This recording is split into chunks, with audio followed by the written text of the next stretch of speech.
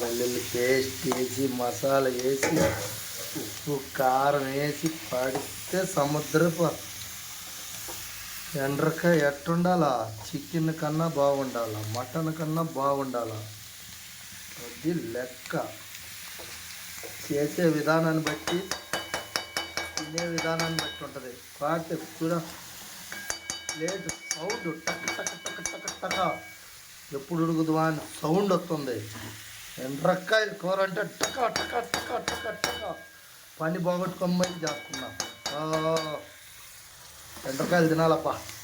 తొందరగా ఉడుకో, తొందరగా ఉడుకో.